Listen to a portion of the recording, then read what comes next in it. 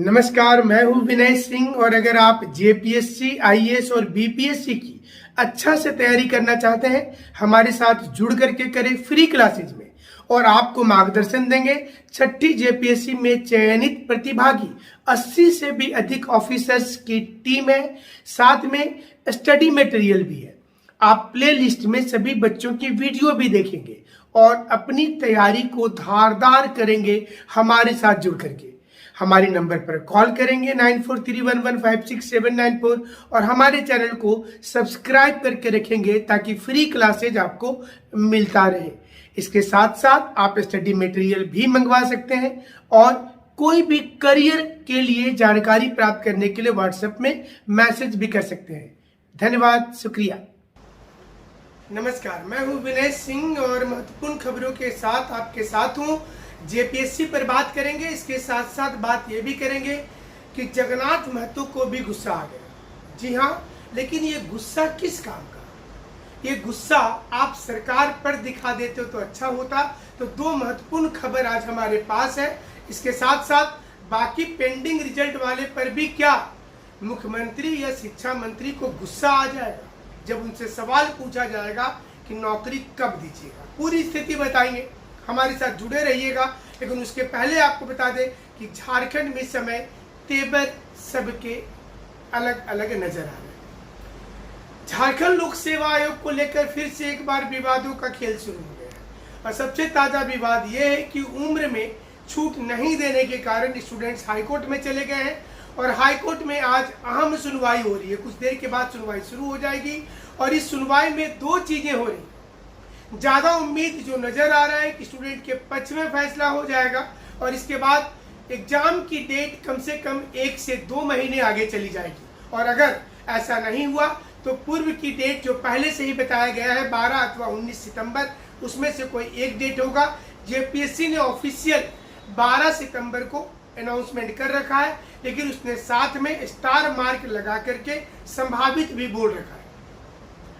12 और 19 वाली बात तो हो गई, लेकिन क्या इस बार जेपीएससी को क्या हाईकोर्ट हरी झंडी देगी या फिर हाईकोर्ट फिर से फटकार लगाएगी और ये पूछेगी कि आप बार बार ये गलती क्यों करते हैं? इस बार मामला चीफ जस्टिस स्वयं से देख रहे हैं और उन्होंने पिछली बारी सुनवाई के दौरान ये कह दिया था कि ये जेपीएससी की गलती नजर आती है।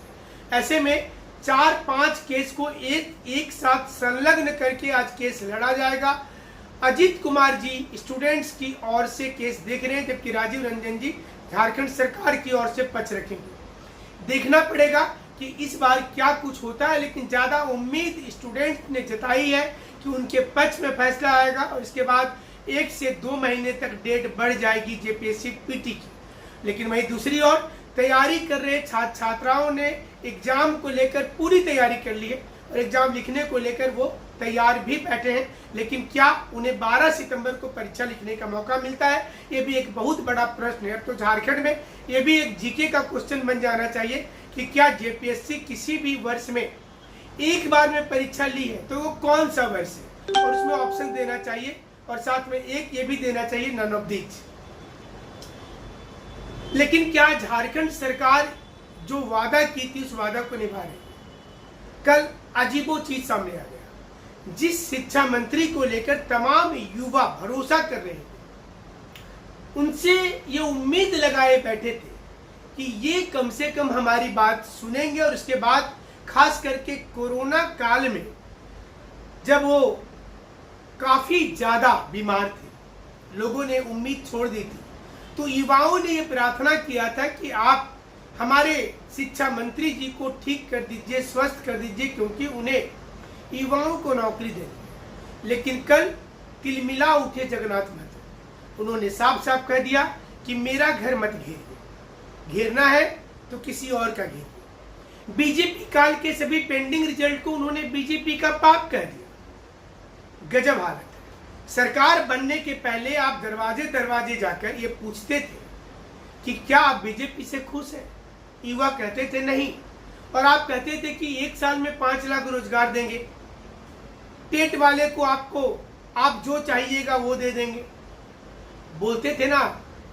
और आज आप क्या बोल रहे हैं कि बीजेपी का पाप है, यानी कि पेंडिंग रिजल्ट के लिए इंतजार कर रहे हैं।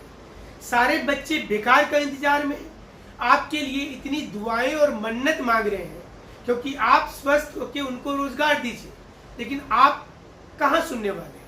आपने तो साफ तौर पे कह दिया कि हम क्या कर सकते हैं और मेरा घर क्यों घेरते हो। तो घर किसका घेरे? हमारा घर आकर के घेरे। स्टूडेंट्स को किसका घर का घेराव करना चाहिए? तो आप ही बता दीजिए शिक्षा मंत्री जी, और आप ही बता दीजिए मुख्यमंत्री जी कि ये किसका घर का घेराव करना चाहिए। सरकार में आप हैं तो क्या आप रिजाइन कर रहे हैं? आप रिजाइन कर दीजिए। क्या इसके लिए मोदी के घर का घेराव करना चाहिए, अमित शाह जी के घर का घेराव करना चाहिए? किसका घर का घेराव करना चाहिए? आपकी तिलमिलाहट ये बताती है कि आपके मन में खोट है। आप युवाओं को नौकरी देना नहीं चाहते हैं। सैकड़ों की संख्या में आपके घर के बाहर युवाएं, महिलाएं अपने बच्चों को लेकर बैठी हुई हैं और आप अंदर एसी कमरे में बैठकर बात करते हैं कि ये बौखलाहट स्टूडेंट्स की क्यों है। आप ये कहते हैं कि ये गलत कर रहे हैं। आप ये भी कहते हैं कि कानून सम्मत काम किया जाएगा, विधि विभाग से राय मांगी जाएगी, लेकिन कब मांगी जाएगी? क्या विधि विभाग तालिबान के हमले में फंस गया है झारखंड का? क्या विधि विभाग को किसी ने हाईजैक कर लिया है? कब? सवाल तो उठता है कि सुप्रीम कोर्ट ने, हाई कोर्ट ने कई बार कहा कि हमने रोक नहीं लगाई है, हमने नियुक्ति पर कोई रोक नहीं लगाई है, तो फिर आप पेंडिंग रिजल्ट को क्यों फंसा कर रखे? क्या मंशा है आपकी? ये मंशा तो स्पष्ट कर दीजिए। और यही कारण है कि अब ये सारे युवा ठगे हुए प्रतीत हो रहे हैं। यही कारण है कि पारा शिक्षकों का गुस्सा आपके घर के बाहर निकलता है। पारा शिक्षक जब कहते हैं कि हमें उम्मीद नहीं है सरकार से, सिर्फ तारीख पर तारीख मिलेगा और इसके बाद एक कमेटी बनाई जाएगी, फिर कमेटी सिफारिश करेगी, फिर सुधार करने के लिए समिति बनेगी और ये सब देखते देखते चुनाव का वक्त आ जाएगा। फिर आप कहेंगे हमने काम शुरू किया था, मामला हाईकोर्ट में चला गया। हमने काम शुरू किया था लेकिन लोगों ने उलझा दिया। लेकिन अब ये युवा इसको सुनने के लिए इंतजार करने के मूड में नहीं है। युवाओं को ये डर सता रहा है कि बार बार ये सब कुछ कहकर शिक्षा मंत्री हमें उलझा रहे हैं और इस उलझन से अच्छा है बाहर निकलना। कैसे निकलेगा बाहर? कोई तो उम्मीद होगी। ये कैसे उम्मीद होगी? ना तो मुख्यमंत्री कुछ कहते हैं, ना शिक्षा मंत्री कुछ कहते हैं। कैबिनेट के बैठक में सारे मंत्री शामिल होते हैं और बाहर आकर अलग अलग बयान देते हैं। आपने मिथिलेश ठाकुर जी का बयान देखा होगा। सवाल यही उठता है कि क्या सब कुछ प्लानिंग करके चल रहा है और क्या युवा इसे समझने में नाकामयाब रहे हैं? खबर यह भी है कि झारखंड के जो मूलवासी हैं और नई नियमावली से जिन्हें नौकरी मिलने में खतरा महसूस हो रहा है, वह एक बड़े क्रांति के मूड में अब आ गए। हमारे पास ये भी सूचना है कि आने वाले समय में झारखंड के मूलवासी एक बड़ा क्रांति करेंगे, लेकिन उसके पहले सरकार को पेंडिंग रिजल्ट पर अपना स्टैंड क्लियर करना पड़ेगा कि क्या वो बीजेपी के पाप को अपनाने को तैयार है या फिर वह ये बोलने के लिए स्वतंत्र है कि आपको जो करना है कर लीजिए, हम नौकरी नहीं देंगे।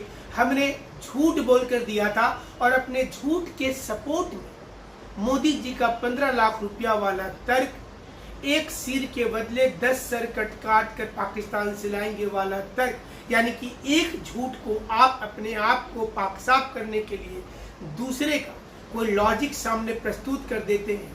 क्या मुख्यमंत्री जी, शिक्षा मंत्री जी, क्या ये जायज है? आपको भी जवाब देना पड़ेगा। हमारे साथ आप जुड़े रहिएगा। जेपीएससी पर बड़ी अपडेट आएगी आज। क्या एग्जाम 12 सितंबर को हो पाएगा या फिर स्टूडेंट्स को मिलेगा